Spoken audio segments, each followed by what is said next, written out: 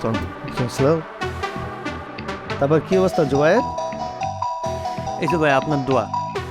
আপনার শরীরটা ভালো তো ভাইয়া? শরীর কি আর ভালো যায়? ওই যে কোমর উপরে দখল, কাল রাত প্রচুর ব্যথা করেছে, তাই ঘুমাতে পারি। ভাই একটু ঠিক মতো রুটিন মতো করেন, মানে খাওয়া দাওয়া রুটিন মতো করেন, তাহলে ঠিক হয়ে যাবে। থাক সেই সব কথা, লগে আবার দুজন পোলাপান নিয়ে আসছো। শোনো, তোমাকে যে কারণে ডাকছি। হ্যাঁ ভাই বলেন না, আমি তো সবসময় আপনার জন্য নিবেদিত প্রাণ। আপনিই তো আমার অভিভাবক, বলেন ভাই।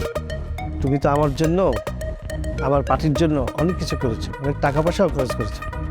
ওই ভাইয়া হাতে যতটুকু ক্ষমতা ছিল আর কি করছি।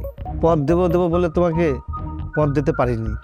আসলে তোমাকে তো যেই সে পদ দেওয়া যায় না, তুমি তো ভাইটাল পদের ক্যান্ডিডেট। এর জন্য এতদিন তোমাকে বাইরে রেখে টেস্ট করেছি। জি জি ভাইয়া। এবার তোমার পদ নিশ্চিত। তুমি তোমার ওয়ার্ডে সেক্রেটারি হবা আর মুরাদকে সভাপতি করবো। কি বলো? ভাইয়া আপনি যেটা ডিসিশন নেবেন ওইটাই ফাইনাল, আপনি যা বলবেন তাই।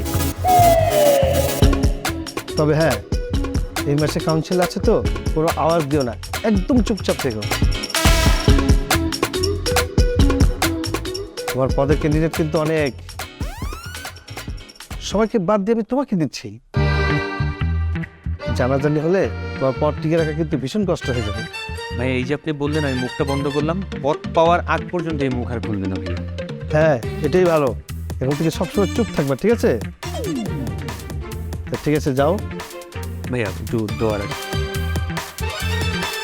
সাউন্ড ওকে, আওয়াজ একটু জোর। যাও, ভালো মতো ওর দিকে লক্ষ্য রেখো, ঠিক আছে?